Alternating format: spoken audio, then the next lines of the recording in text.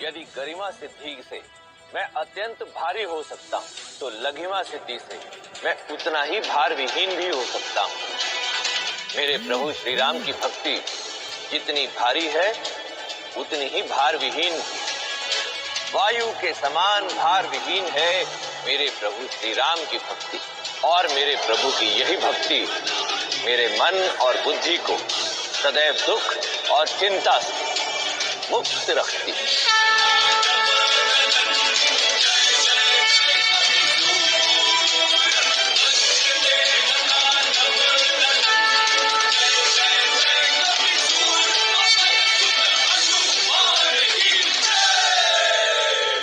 मेरे प्रभु ने जो अगली सिद्धि मुझे प्रदान की, वो है प्राप्ति सिद्धि, जिसके उपयोग से मैं संसार की दुर्लभ से दुर्लभ वस्तु प्राप्त कर सकता हूं। प्राकम्य सिद्धि द्वारा मुझे अपनी मन वांछित इच्छा पूर्ण करने की शक्ति प्राप्त है। विषत्व सिद्धि से मैं किसी भी अवस्था में कुशल नेतृत्व करने की क्षमता रखता हूं। वशित्व सिद्धि द्वारा मैं इस संसार के, प्रकृति के किसी भी चल अचल, जीव निर्जीव, व्यक्ति, प्राणी या वस्तु को अपने वश में करने की शक्ति रखता हूं। ये सभी सिद्धियां मुझे मेरे प्रभु श्री राम के आशीर्वाद से प्राप्त हुई। आप सबसे मेरा निवेदन है कि इन सब सिद्धियों के कारण मुझे महान समझने की त्रुटि कदापि ना करें। मैं तो एक साधारण सा वानर हूं, जिस पर उसके प्रभु की कृपा हुई और मुझे ये सब सिद्धियां प्राप्त हुई।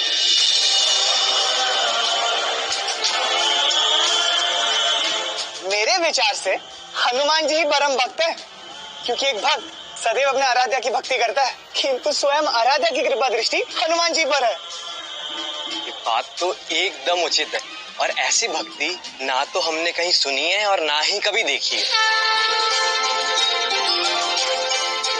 हनुमान जी, मुझे सब ज्ञात है कि आप अष्ट सिद्धि के स्वामी हैं, और केवल इतना ही नहीं, मुझे ये भी ज्ञात है कि आपके समीप 9 निधियां भी।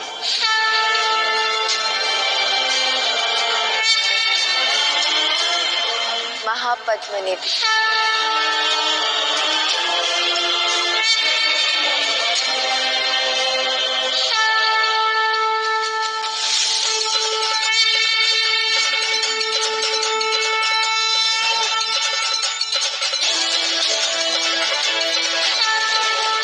पद्मनिधि, नील निधि, मुकुंद निधि, नंद निधि, मकर निधि, कश्यप निधि, शंख निधि, हर्व निधि।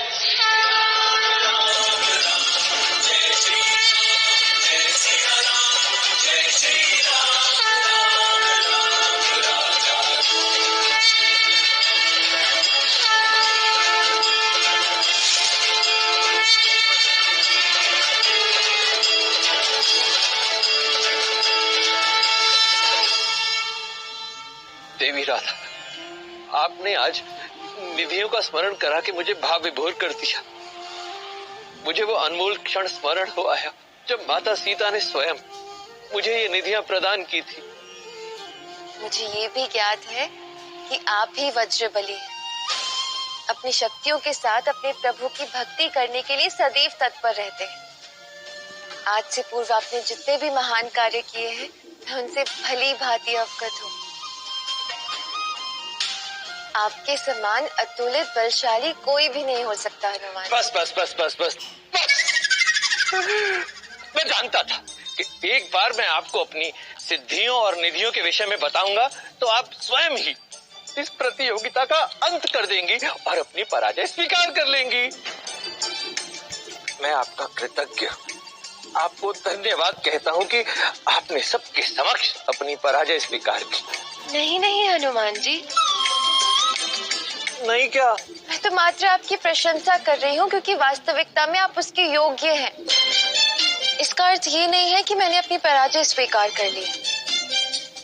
भक्ति के विषय में मेरा विचार अभी भी यही है कि मेरी भक्ति सर्वश्रेष्ठ है। अच्छा, यदि ऐसा है तो आप मेरी बातों का प्रत्युत्तर दीजिए। हाँ, अवश्य दूंगी। अति उत्तम। राधा को भी हनुमान जी की भांति प्रत्युत्तर देने का समान अवसर मिलेगा। ये क्या कह रही हैं आप श्री राधा? आप महाबली हनुमान की चुनौती को कैसे स्वीकार कर सकती हैं? क्योंकि इनकी शक्तियां, नीतियां, निधियां सब दुर्लभ है। हाँ श्री राधा, मैं भी यही कहूंगा कि इस समय आपको हनुमान जी की श्रेष्ठता स्वीकार कर लेनी चाहिए।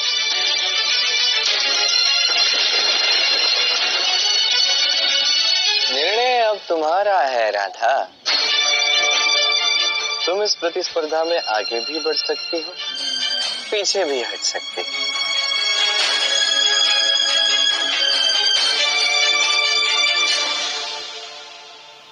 श्री राम की भक्ति की शक्ति हनुमान जी को शक्तिशाली बना सकती है, किंतु श्री कृष्ण की भक्ति की शक्ति संपूर्ण द्वारका के उद्घोष में है। जय श्री कृष्ण, जय श्री कृष्ण, जय श्री कृष्ण।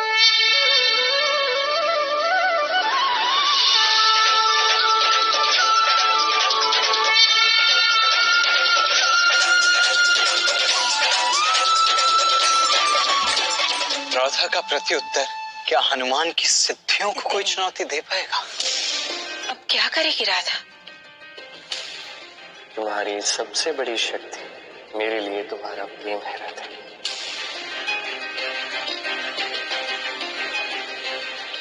हनुमान जी, मेरे पास ना ही अष्ट सिद्धियां हैं और ना ही नवनिधि।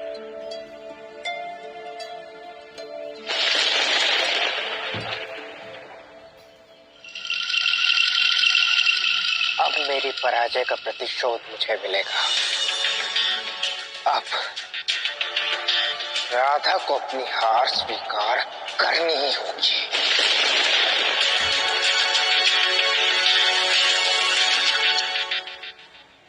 जो आपने किया है वो आपकी भक्ति का प्रतीक है, किंतु जो मैं करके दिखा सकती हूँ, क्या आप वो कर सकते हैं? अवश्य करके दिखा सकता हूँ। आप जो भी चुनौती देंगी मुझे स्वीकार है। मैं यहाँ आज सबके समक्ष ये सिद्ध करके रहूंगा कि मैं सर्वश्रेष्ठ भक्त हूँ। बस। क्या मेरे समान प्रेम कर सकते हैं आप? हाँ, मैं अपने प्रभु श्री राम से अथाह प्रेम करता हूँ। वो प्रेम जो मैं कृष्ण से करती, वो आप नहीं कर सकते। अब श्री कृष्ण, ये क्या बात हुई? प्रेम तो प्रेम होता है, प्रेम में भेद कैसा?